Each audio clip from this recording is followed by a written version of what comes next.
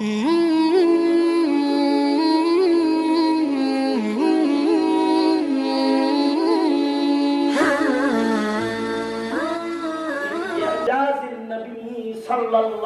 আলাইহি ওয়াসাল্লাম, এটা আমার নবীর একটা মুজিজা যে আল্লাহর রাসূল সাল্লাল্লাহু আলাইহি ওয়াসাল্লাম নিজের মুখের লালা আবু বকরের সাপের কামড়ের জায়গায় লাগায় দিয়েছেন। আল্লাহর রাসূলের লালা মুবারক আবু বকরের ক্ষত জায়গায় দেওয়ার সাথে সাথে নবীজির লালার মুজিজা সাথে সাথে আবু বকরের সাপের বিষ পানি হয়ে যায়। আমাদের সামনে গুরুত্বপূর্ণ আলোচনা পেশ করছেন দেশের বঞ্চিত আলেমদ্বীন ভারতীয় আবদ্ধ হযরত মাওলানা ফারুক ফরিদুল্লাহ নবী দাওয়াত বরকাতুহু মুহতারামকে আলোচনা পেশ করার জন্য আহলে মাহফিলের পক্ষ থেকে বিনীতভাবে অনুরোধ করছি। আলহামদুলিল্লাহ আলহামদুলিল্লাহ ওয়াকাফা ওয়া সালামুন আলা ইবাদিহি আল্লাযীনা ইসতাফা আম্মা বা'দু ফাআউযু বিল্লাহি মিনাশ শাইতানির রাজীম বিসমিল্লাহির রাহমানির রাহিম ومن يطع الله والرسول فأولئك مع الذين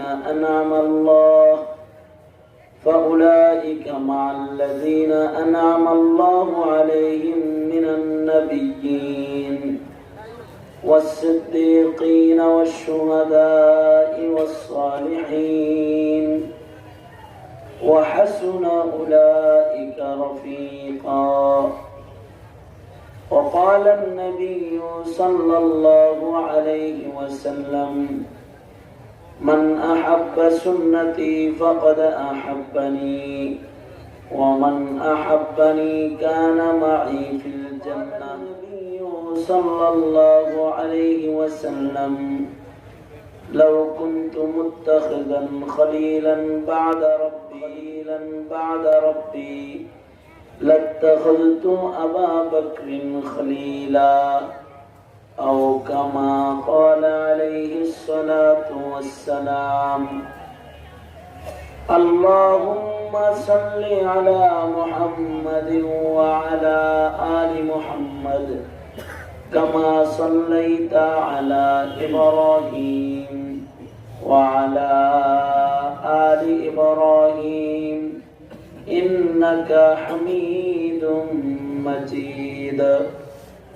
اللهم بارك على محمد وعلى آل محمد كما باركت على إبراهيم وعلى آل إبراهيم إنك حميد مجيد.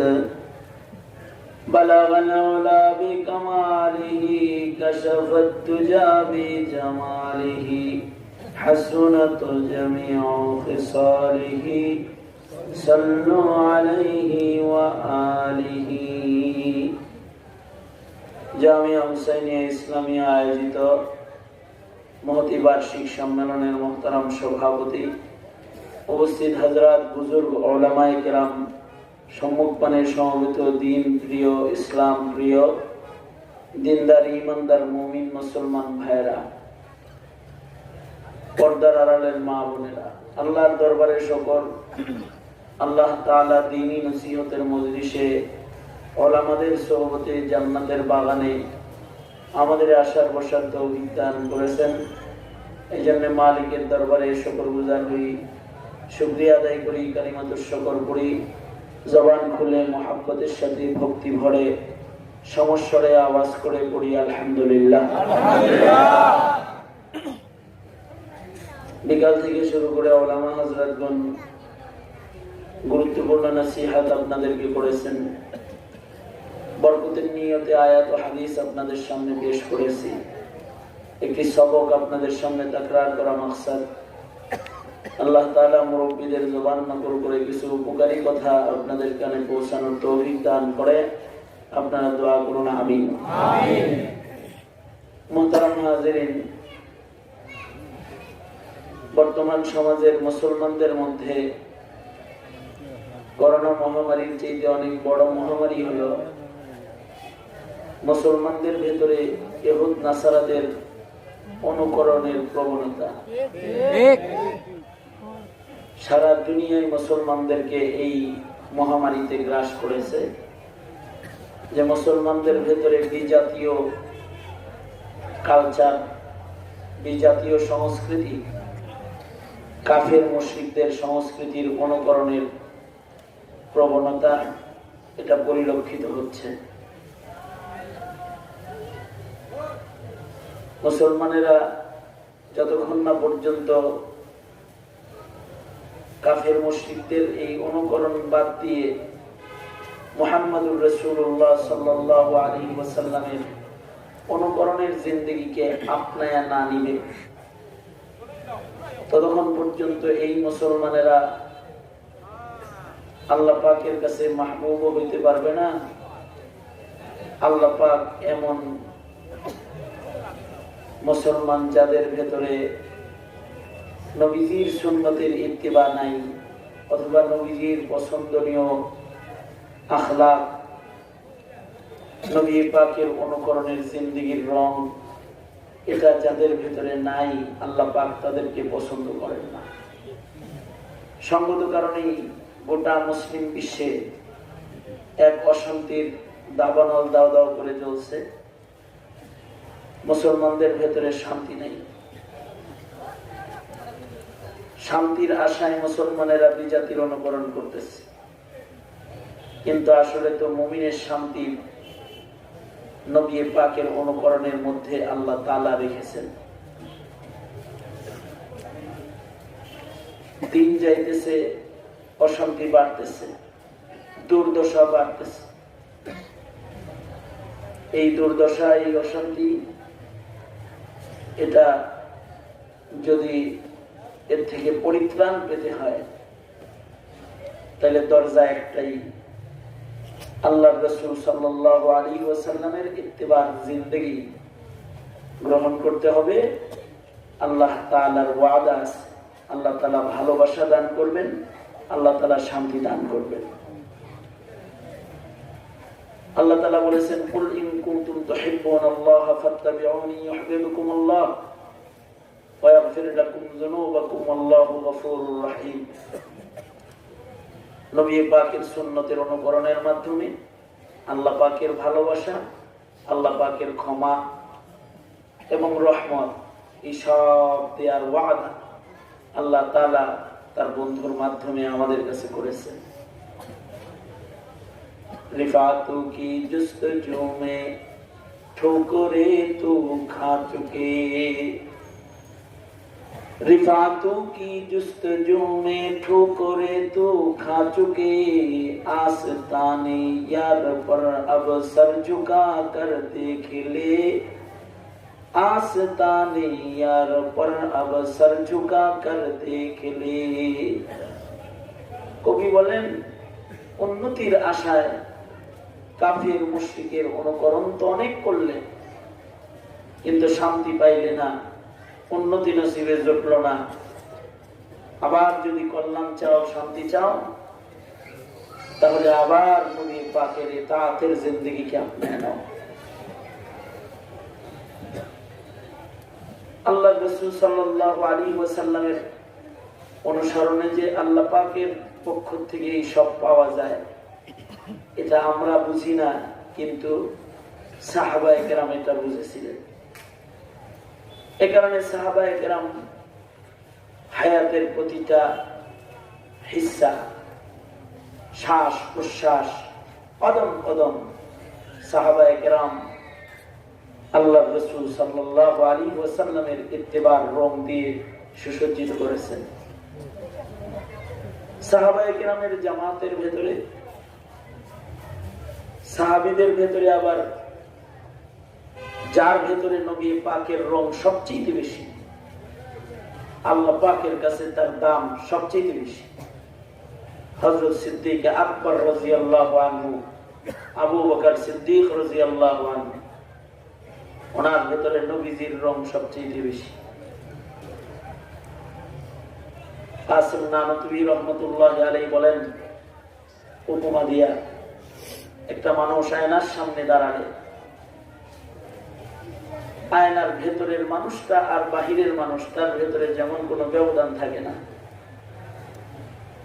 আবু বকর আর নবী পাকের ভেতরের অবস্থা হলো এই, নবীজির সাথে আর আবু বকর সিদ্দিক রাদিয়াল্লাহু আনহুর সাথে নিসবতটা হলো নিসবতে ইত্তেহাদি, অর্থাৎ আয়নার বাইরে দাঁড়ানো আছেন মুহাম্মদুর রাসূলুল্লাহ সাল্লাল্লাহু আলাইহি ওয়াসাল্লাম। এই পয়গম্বরের হুবহু প্রতিচ্ছবি আয়নার ভেতরে যদি কেউ দেখতে চায় তাইলে হযরত আবু বকর সিদ্দিক রাদিয়াল্লাহু আনহুকে তাকায় দেখা যাবে। এত মিল। এই কারণেই আল্লাহ পাকের কাছেও আবু বকরের সম্মান। কিরকম সম্মান?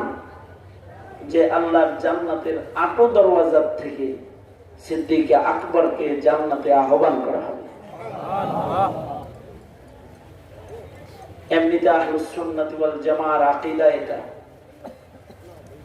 যে নবীদের জামাতের ভেতরে আমাদের নবী শ্রেষ্ঠ, আর সাহাবীদের জামাতের ভেতরে তথা উম্মতদের জামাতের ভেতরে আবু বকর শ্রেষ্ঠ। আমাদের নবী সরওয়ারে দু আলম মুহাম্মদুর রাসূলুল্লাহ সাল্লাল্লাহু আলাইহি ওয়াসাল্লাম সকল নবীদের ভেতরে যেমন সাইয়্যিদ, ইমাম, সরদার আবু বকর, এরকম সকল নবীর উম্মত যত আছে সব উম্মতের ভেতরে আবু বকর সরদার শ্রেষ্ঠ।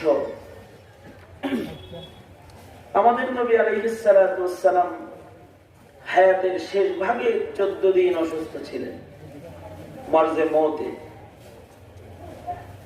সফর মাসের শেষ দিকে আল্লাহর রাসূল অসুস্থ হয়েছেন। রবিউল আউয়ালের 12 তারিখে আল্লাহর নবী ইন্তেকাল করেছেন। নবীজির ওফাত তারিখ 12 রবিউল আউয়াল বিল ইত্তেফাক, এতে কোনো মতনৈক্য নাই। এই যে আল্লাহর রাসূল হায়াতের শেষ ভাগে যে কয়েকদিন অসুস্থ ছিলেন, এর ভেতরে কিছুদিন কিছু ওয়াক্ত, বেশ কয়েক ওয়াক্ত নামাজ আল্লাহর নবী সাহাবীদের সাথে জামাতে ইমামতি করতে পারেন না। নবী আলাইহিস সালাতু ওয়াস সালাম যখন অসুস্থ, আল্লাহর রাসূল নির্দেশ করলেন আবু বকরকে ইমামতি করার জন্য। হযরত আবু বকর নবীজির মুসল্লায় দাঁড়িয়ে নবীজির জায়গায় ইমামতের জিম্মাদারি আদায় করলেন। আল্লাহর রাসূল বললেন আবু বকরকে নির্দেশ করো নামাজ যেন আবু বকর পড়ায়া দেয়, অর্থাৎ সব সাহাবীদের উপস্থিতিতে আবু বকরই সাহাবীদের ইমাম। আমাদের নবী আলাইহিস সালাম যেরকম সব নবীদের ইমাম, মেরাজের রাত্রিতে মসজিদুল আকসায় যখন সব নবীরা একত্রিত, নামাজের কাতার করা হয়েছে, কে নামাজ পড়াবে? আল্লাহর পক্ষ থেকে ফয়সালা। হযরত জিবরাইল বললেন আল্লাহর নির্দেশ, আজকের এই মোবারক জামাতের ইমামতি আপনাকে ছাড়া আর কাউরে মানায় না, আগায়া যান। আল্লাহর রাসূল সাল্লাল্লাহু আলাইহি ওয়াসাল্লাম যেমন সকল নবীদের হাজিরিতে ইমাম, সব সাহাবীদের উপস্থিতিতে আল্লাহর রাসূল সাল্লাল্লাহু আলাইহি ওয়াসাল্লাম আবু বকরকে ইমামতের মুসল্লায় দাঁড় করাইয়া দিলেন। হযরত সিদ্দিক আকবর ইমাম, অথচ মসজিদের ভেতরে নবী পাকের চাচা হযরত আব্বাস হাজির আছেন, আব্দুর রহমান বিন আউফ রাদিয়াল্লাহু আনহু হাজির আছেন, আকরাউ হাদিহিল উম্মাহ উবাই ইবনে কাব রাদিয়াল্লাহু আনহু হাজির আছেন। কিন্তু ইমামতের মনসব এটা আর কারোর জন্য মানায় না। হযরত আবু বকরকে আল্লাহর রাসূল ইমামতি করার নির্দেশ প্রদান করলেন। মনে রাখতে হবে নবীজি নির্দেশ করেন নাই, নির্দেশটা আসলে আল্লাহ। নির্দেশটা আসলে কার? আল্লাহ রাসূল সাল্লাল্লাহু আলাইহি ওয়াসাল্লাম নিজের থেকে কোনো কিছুই করেন না। মা ইয়ানতিকু আনিল হাওয়া, আল্লাহ রাসূল নিজ থেকে কিছু বলেন না। আল্লাহ রাসূল যা বলেন আল্লাহর কথাই বলেন, যেটা আল্লাহ বলেন ওইটাই আবু বকরের জন্য আল্লাহ রাসূল বলছেন। আল্লাহর নবী তো নিজের থেকে কিছু বলেন না। अपनी मर्जी से कभी कुछ नहीं कहते आका, अपनी मर्जी से कभी कुछ नहीं कहते आका, जो खुदा कहता है सरकार वही कहते हैं, जो खुदा कहता है सरकार वही कहते हैं, अपनी मर्जी से कभी कुछ नहीं कहते आका, जो खुदा कहता है सरकार वही कहते हैं, जो खुदा कहता है सरकार वही कहते हैं। নিজের থেকে আল্লাহর রাসূল কিছুই বলেন না, আল্লাহ যেটা বলেন ওইটাই নবীজি বলেন। এই কারণে নবী পাকের যত হাদিস আছে ওগুলো ওহী, ওহী গায়রে মাতলু, ওইগুলো প্রকৃত আসলে আল্লাহর কথা। এই কারণেই মুনকিরে কোরআন যেমন বেঈমান, মুনকিরে হাদিস ওইরকম বেঈমান। কোরআন মানে না সে যেমন বেঈমান, হাদিস যদি না মানে সেও বেঈমান। কারণ হাদিস নবীর পক্ষ থেকে না, ওইটাও আল্লাহর পক্ষ থেকে। আল্লাহর রাসূল সাল্লাল্লাহু আলাইহি ওয়াসাল্লাম বললেন আবু বকর ইমামতি করেন, নির্দেশটা আসলে কার? জোরে আওয়াজ করে বলেন আসলে কার? আসলে তো আল্লাহর নির্দেশ। অবশ্য মসজিদের ভেতরে মুরব্বীরাও হাজির আছে। বয়সে বড় হইলে আসল বড় না, আখলাকে বড়, আমলে বড়, ইলমে বড় হইলে আসল বড়। মসজিদের ভেতরে কিন্তু হযরত আব্বাস রাদিয়াল্লাহু আনহু হাজির আছেন। হযরত আব্বাস রাদিয়াল্লাহু আনহু তো আল্লাহর রাসূলের চাইতেও বয়সে বড়। আল্লাহর নবীজির প্রশ্ন ছিল চাচা আব্বাসের কাছে, হযরত আব্বাস রাদিয়াল্লাহু আনহু কত সম্মানী। কেউ যদি আব্বাস রাদিয়াল্লাহু আনহুকে অসম্মান করে তাহলে আল্লাহর রাসূল তাকে জাহান্নামের হুমকি দিয়েছে। যেমন খালিদ ইবনুল ওয়ালিদ একদিন হযরত আব্বাস রাদিয়াল্লাহু আনহুর সাথে গরম আওয়াজে কথা বলতেছিলেন।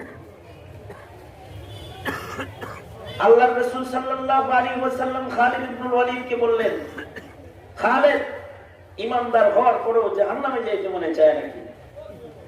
জানো না আব্বাস আমার চাচা, আর চাচা বাপের জায়গায় কার সাথে গরম? তার মানে মাকামটা কত উঁচু, উঁচু হবেই না কেন? নবীজির চাচা ভেতরে যেমন, চাচা আসলেই ওই রকম।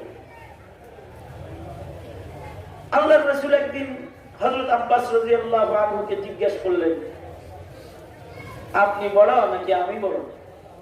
দুইজনের ভিতরে বড় কে? হযরত আব্বাস রাদিয়াল্লাহু আনহু উত্তর দিলেন, ভেতরটা ভালো তো, তাই মুখটা অনেক ভালো, জবান অনেক ভালো। ভেতর যেমন মুখ যেমন, মুখ তেমন। হযরত আব্বাস বললেন, আনা আসান্নু মিনকুম ওয়া আনতা আকবারু মিন্নি, আমি আপনার চাইতে বয়সে বড়, কিন্তু আপনি আসলে বড়। এরকম সুন্দর একটা কথা ভেতর কত ভালো হইলে বাইর হয়। আনা আসান্নু মিনকুম ওয়া আনতা আকবারু মিন্নি। ভেতর যখন খারাপ হয় তখন এমন ভালো কথা বাইর হয় না, তখন বাইর হয় হাত ভেঙে দেব, ঘাড় মটকে দেব, রাখো, এগুলো বাইরে। আর যদি ভেতর হযরত আব্বাসের মতো ভালো হইতো তাহলে বলতো হুজুর আমি নেতা বড় কিন্তু আপনি আসলে বড়, আমি ধনী বড়, আপনার গায়ে সেরা কাপড় ভেতরা গান, কিন্তু আপনি আসলে বড়, আপনি নায়েবে নবী। আমি বয়সে বড় কিন্তু আপনি ইমাম, আপনার সিনায় ইলম আছে, আপনি আসলে বড়। ইমামকে যে মারতে পারতো না, ইমামকে ধমকি দিতে পারতো না, ভেতর খারাপ, এ কারণে আচরণ খারাপ। এজন্য বয়সে বড় এক জিনিস, আর আসলে বড় আর এক জিনিস। আসলে বড় আর এক জিনিস। সাহাবায়ে কেরামের জামাতের ভিতরে অনেকেই আছেন, কিন্তু আল্লাহর রাসূলের নির্দেশ, আবু বকরকে নির্দেশ, আবু বকর ইমামতি করো। হযরত আবু বকর ইমামতির মুসল্লায় দাঁড়ায় নামাজ পড়ালেন। কত সুন্দর ওই জামাত, যেই জামাতের ইমাম আবু বকর, আর যে জামাতের মুসল্লি হলেন নবীজির বানানো সাহাবায়ে কেরাম। এই জামাতের নামাজটা আল্লাহ তাআলাই শুধু দেখতেছেন না, খোদ আল্লাহ নবী বিছানার থেকে উঠে জানালায় যায় দাঁড়াইছে, আবু বকর নামাজ পড়াইতেছে, সাহাবীরা নামাজ পড়তেছে, আল্লাহ তাআলা দেখতেছে। অসুস্থ বিছানার থেকে দুইজনের কাঁধে ভর কইরা আল্লাহ নবী নিজেও যায় মসজিদের জানালায় দাঁড়াইছে নামাজটা দেখতে। আবু বকর ইমামতি করতেছে, আর আল্লাহর রাসূল দর্শক হিসেবে নবীজি এই নামাজের দৃশ্য মসজিদের জানালায় দাঁড়ায় দেখতেছে। যখন আল্লাহর রাসূল এই নামাজের দৃশ্যটা দেখতেছে, আল্লাহর রাসূল এই দৃশ্য দেখে কেঁদে দিয়েছেন, একটু পরে আবার হেসে ফেলেছেন। হযরত আয়েশা সিদ্দিকা বলেন, আল্লাহর নবী আশিকদের নামাজ দেখা কাঁদলেন আবার হাসলেন। কাঁদলেন কেন, হাসলেন কেন? আল্লাহর রাসূল বলেন, আমার আশিকরা আমার পিছের নামাজ পড়তে পারতেছে না, আমি আমার আশিকদের নামাজ পড়াইতে পারতেছি না, বিয়োগ বেদনায় কাঁদলাম। হাসলেন কেন তাইলে? আল্লাহর রাসূল বলেন, হাসলাম এজন্যে একটু পরে আমি আমার আল্লাহর কাছে যখন যাব, আমার আল্লাহ যদি আমারে জিজ্ঞাসা করেন নিজের সাহাবীদের কেমন দেখে এসেছেন, একটা পছন্দনীয় দৃশ্য দেখলাম যা আল্লাহর কাছে বলার মতো, আমি তখন আল্লাহকে বলবো, আল্লাহ মৃত্যুর আগে আমি নিজে মসজিদের জানালায় দাঁড়ায় দেখেছি আমার আবু বকর ইমামতি করতেছে, আর আমার সাহাবীরা সব আবু বকরের সাথে সিজদা অবনত হইয়া তোমার কদমে পড়ে তারা কাঁদতেছে। এই যে দৃশ্যটা দেখলাম, এরকম সুন্দর দৃশ্য আল্লাহর কাছে বলতে পারবো, এই খুশিতে হাসতেছি। আল্লাহর রাসূল সাল্লাল্লাহু আলাইহি ওয়াসাল্লাম যে জানালায় দাঁড়ায় এটি দেখতেছেন, সাহাবীরা নামাজের ভিতরেও টের পাইতেছে যে নবী দাঁড়ানো আছে।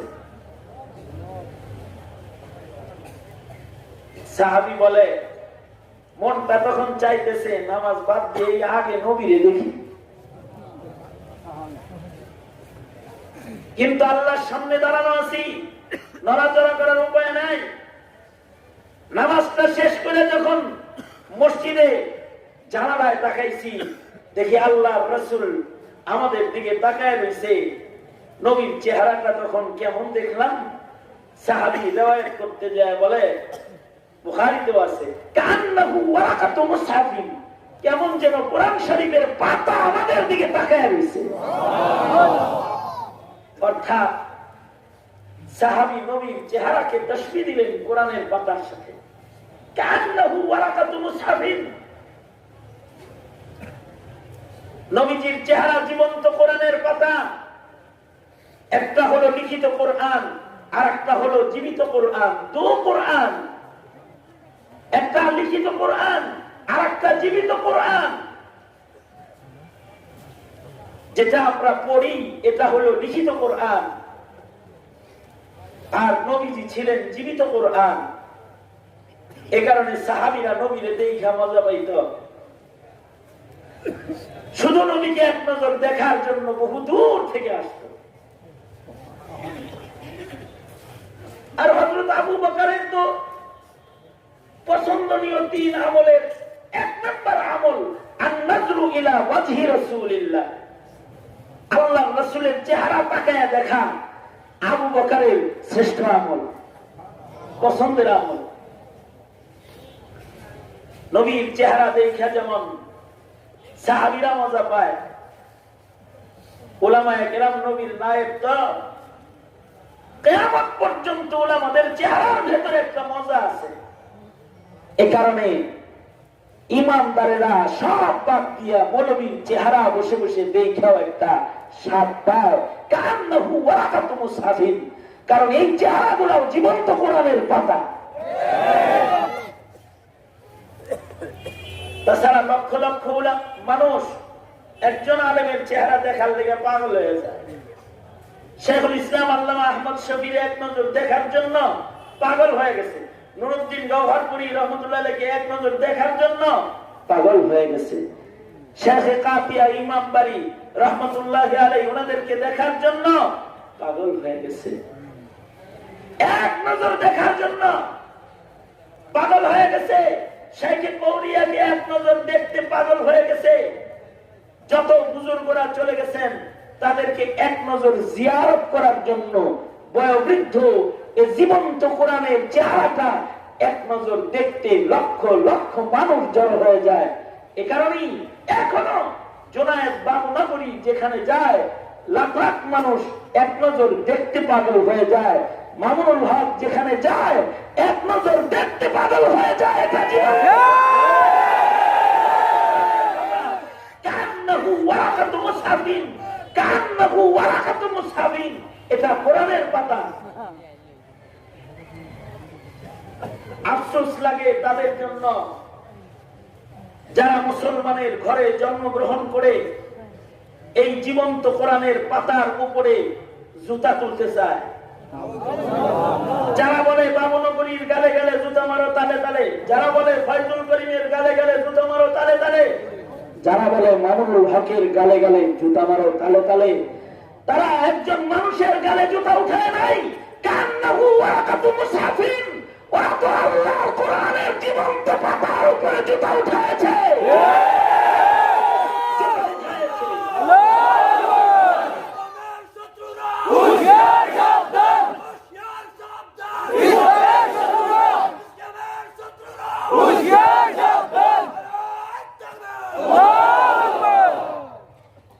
উলামায়ে কেরামের চেহারা এ কারণে যত বুড়া হয় তত দামি হয়, যত পুরান হয় যত পুরান হয় তত নূর হয়, নূর দিয়ে ভরা হয়। কারণ সিনার ভেতরে আছে কোরআন, চেহারাটা হলো জীবিত কোরআন। বুকের ভেতরে আছে হাদিস, কোরআন সুন্নাহ ইলম। এ কারণে চেহারার ভেতরে আছে নূর, আলো। কান্নাহু ওয়ারাকাতু মুসহাফিন, চেহারাটাও কোরআনের পাতার মতন। সাহাবায়ে কেরামের দেওয়া তাশবীহ। জাগতিক শিক্ষায় শিক্ষিত যারা, তারা যত বুড়া হয় তারা তত অচল হয়।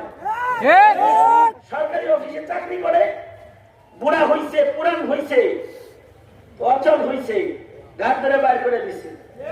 ঘরের ভেতরে যত পুরান হইছে তত ঘর থেকেও বাইর করে দিছে, শেষ বেলায় বৃদ্ধাশ্রমে পাঠাইয়া দিছে।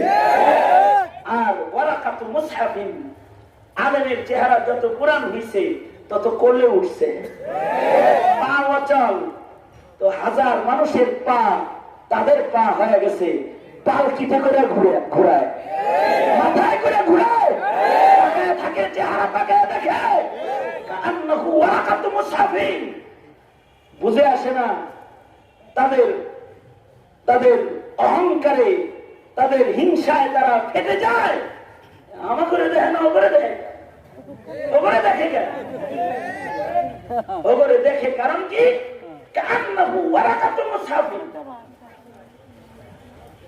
আল্লাহর রাসূল সাল্লাল্লাহু আলাইহি ওয়াসাল্লাম। সুতরাং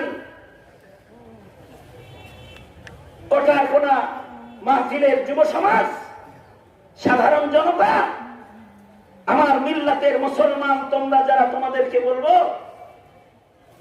রাজনীতি করো এক একজন, কোন দল করো কে তা আমি জানি না, তবে আমি বলবো যেই নেতা তোমাদেরকে আলেম বিদ্বেষী বানায়, ও তোমার ইমান নেওয়ার জন্য দালালিতে নেমেছে। তুমি রাজনীতির ঘোল খেয়ে কখনো আলেমের চেহারা কোন নজরে দেখবা না।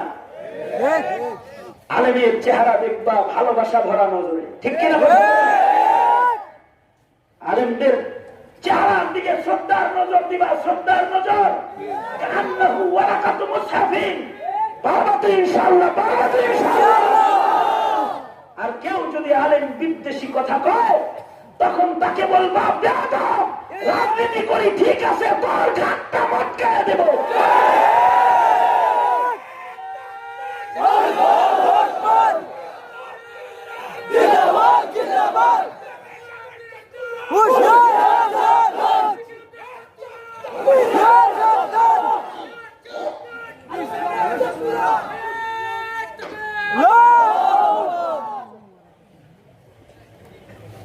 আল্লাহর রাসূল সাল্লাল্লাহু আলাইহি ওয়াসাল্লাম জানালায় দাঁড়ায় দাঁড়ায় নামাজ দেখতেছেন। ইমামতি করতেছেন কে? হযরত আবু বকর সিদ্দিক আকবর ইমাম। আর মুসল্লি কে? নবীর সাহাবায়ে কেরাম।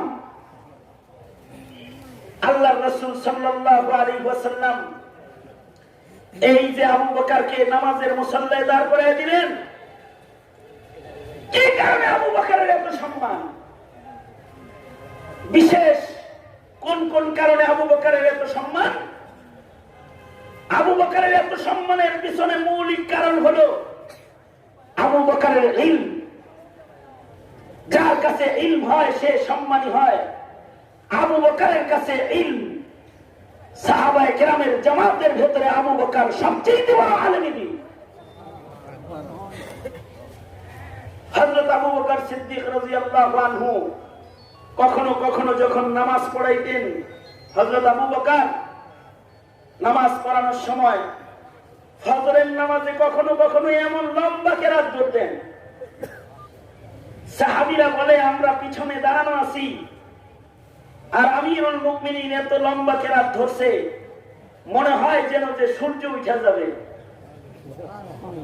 ফর্সা হয়ে যাইতেছে। কিন্তু আবু বকরের মজার কোরআন তেলাওয়াত চলছে নামাজের ভিতরে। তো সাহাবী আবার নিজেই কয়, মনে মনে ভাবি সূর্য উঠে গেল কিনা, কিন্তু আবার আমাদের দিন আমাদেরকে বলে না, আবু বকর মুসাল্লায় দাঁড়ানো থাকতে উম্মতের নামাজ নষ্ট হইতে পারে না, কারণ আবু বকর আলামানা, আমাদের ভেতরে আবু বকর সবচেয়ে বেশি জানে, সবচেয়ে বেশি ইলম ওয়ালা হলেন আবু বকর। একটা হলো ইলমের কারণে আবু বকরের সম্মান, আর আরেকটা হলো আবু বকরের নিসবতটা আল্লাহর রাসূলের সাথে নিসবতে ইত্তেহাদি, অর্থাৎ আল্লাহর রাসূল যেমন আবু বকর হুবহু তেমন। হাইয়ান ওয়া মাইয়িতান, আবু বকর নবীর রঙে রঙিন, হায়াতে শুধু রঙিন না, মরার সময় আবু বকরের রং নবীর মরণের মতন। আল্লাহু আকবার বলেন। জীবিত অবস্থায় খালি মিল না, আবু বকর যখন মৃত্যুবরণ করতেছে তখনও নবীর রঙে রঙিন। আল্লাহর রাসূল সাল্লাল্লাহু আলাইহি ওয়াসাল্লাম যখন ইন্তেকাল করলেন, ইন্তেকালের পূর্বে আল্লাহর রাসূল বলতে লাগলেন, আয়েশা, ও আয়েশা, ওই যে খায়বারে যে ইহুদি মহিলা আমাকে গোশতের সাথে বিষ মিশিয়ে খাওয়াইছিল, মরণের আগে আমার মনে হইতেছে সেই বিষের যন্ত্রণা আমার দেহে এসে পড়েছে।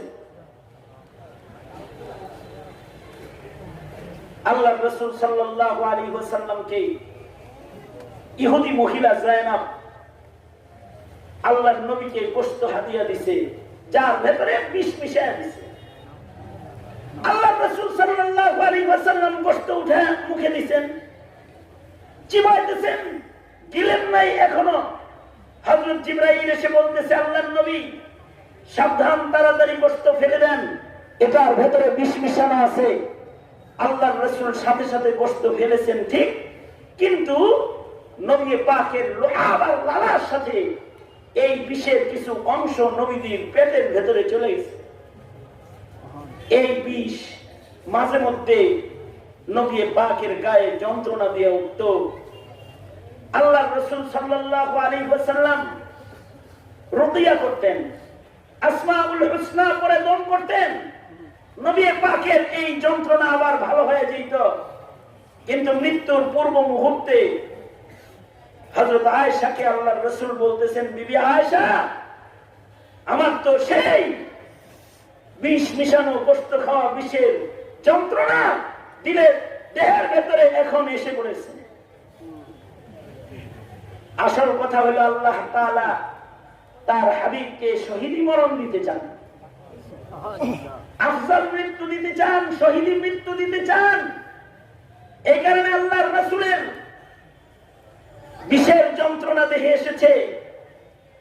নবী আলাইহিস সালাতু ওয়াস সালাম মওতের সময় শাহাদাতের মওত মরতেছেন, কারণ এটা তো আফজাল মওত। বিষ প্রয়োগে যদি কাউকে শহীদ করা হয় তাহলে শহীদ হিসেবে গণনায় পড়ে যায়। যেমন হযরত হাসান রাদিয়াল্লাহু আনহুকে বিষ প্রয়োগে শহীদ করা হয়েছে।